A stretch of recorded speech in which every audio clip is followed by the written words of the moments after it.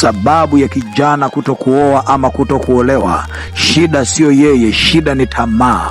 Vijana wengi wameshikwa na makahaba mitaani humo. Ukiangalia vijana wadogo wameharibika, adui amewatenda vibaya, na Mungu anasema mkumbuke Muumba siku za ujana kabla zijaja siku zilizo mbaya.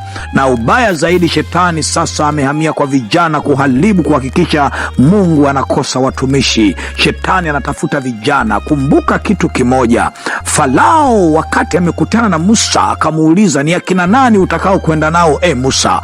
Musa akasema, tutakwenda sisi, watoto wetu, wazee wetu na vijana wetu na mali zetu. Lakini Farao akasema, nendeni ninyi watu wazima, acheni hawa vijana. Kwa nini? Kwa sababu kijana ni nguvu kazi. Kijana anajua kufanya kazi, ni mshapu kama vile kurungu. Ndio maana Daudi anasema, namshukuru Mungu aliyefunga miguu yangu imekuwa kama kurungu.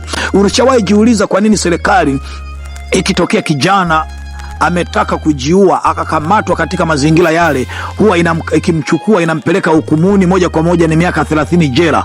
Kwa nini? Wanasema kwa sababu nguvu kazi ya taifa ilitaka kupotea. Ndugu unanisikia popote ulipo, kama kijana, ni wakati wa kugeuka. Yesu yuko mlangoni karibu kurudi. Ndugu yangu, anakuita njoo kijana. Anasema katika tenzi, nani ni mtume akafundishe vijana? Yesu akasema, nitume mimi Bwana. Nataka nikwambie ndugu yangu, kijana mwenzangu uliyepitia mapito magumu, huolewi kwa sababu umemkataa Yesu. Ndoa inakusumbua kwa sababu huna Yesu. Ukimpata Yesu mambo yote yanatiki. Ndio maana tamaa haiwezi kuizimisha kwa maneno ya kusoma Biblia, huwezi kuzimisha kwa kivuli cha dini ya baba yako. Ndugu yangu, tamaa inadhimishwa kwa ujazo wa Roho Mtakatifu. Hiyo kazi ya Roho Mtakatifu ni kupambana na roho chafu, roho za giza. Ndio maana ya Roho Mtakatifu. Hiyo ni zawadi. Mungu aliona binadamu peke yetu hatuwezi. Binadamu hatutaweza kupambana na nguvu za giza. Dhambi ni hatari kuliko hata umeme, kwa sababu umeme unaweza kukausha ukafa kwenye dunia hii, lakini dhambi inakuua wewe, inakupeleka mpaka jehanamu.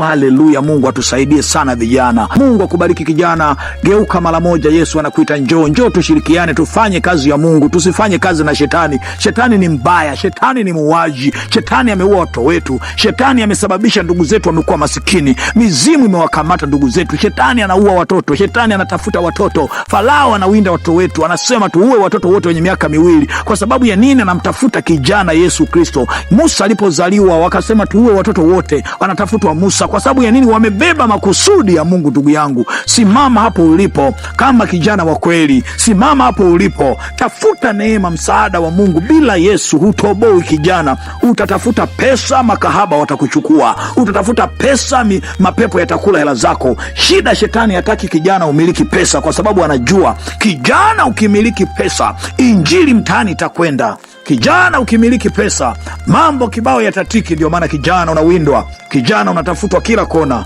Mungu akubariki sana na Mungu akupiganie, na endelea kupambana. Basi usisahau kwa kuangusha comment hapo chini kama utakuwa na swali. Neno moja nalitaka, Yesu karibia anarudi. Sijui utakuwa upande gani wewe. Atakapokuja itabakia dhiki ambayo haijawahi tokea duniani. Mungu akubariki sana.